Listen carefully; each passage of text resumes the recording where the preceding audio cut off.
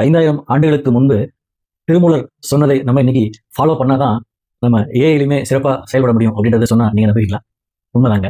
திருமூலர் இயற்றிய அந்த திருமந்திரம் என்ற நூலில் 252வது பாடல், யாவர்க்குமாம் இறைவருக்கு ஒரு பச்சிலை, யாவர்க்குமாம் பசுவிற்கு ஒரு வாயுரை, யாவர்க்குமாம் உண்ணும் போது ஒரு கைப்பிடி, யாவர்க்குமாம் பிறர்க்கு இன்னுரை தானே அப்படின்ற ஒரு பாடல் உங்களுக்குலாம் தெரிஞ்சிருக்கும். இதுல அந்த கடைசி வரிதாங்க பாயிண்ட்.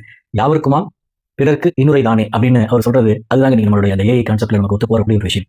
ஏஐல உங்களுக்கு தெரியும், இந்த ஜெமினி ChatGPT யூஸ் பண்ணவங்களுக்கு தெரியும், இந்த ரிவார்டிங் ஏஐ அப்படின்னு ஒரு ஆஸ்பெக்ட் இருக்கிறது நமக்குலாம் தெரியும். எந்த அளவுக்கு அது ஏஐ கொடுக்குற ஆன்சருக்கு நீங்க ரிவார்ட் பண்ணி, அதுக்கு நீங்க என்கரேஜ் பண்ணி ஒரு ரிப்ளை பண்ணி கொடுக்குறீங்களோ, ரிவார்ட் பண்றீங்களோ, அந்த அளவுக்கு நீங்க தேடக்கூடிய உங்களுடைய கருத்து இன்னும் துல்லியமாக, இன்னும் நீங்கள் தேடக்கூடிய வகையிலே உங்களுக்கு கிடைக்கும் அப்படின்றது அந்த ஏஐ டிசைன் பண்ணிக்கிற ஆஸ்பெக்ட். இதை 5000 ஆண்டுகளுக்கு முன்பே திருமூலர் சொல்லியிருக்காரு பாருங்க. யாவர்க்குமாம் பிறர்க்கு இன்னுரை தானே.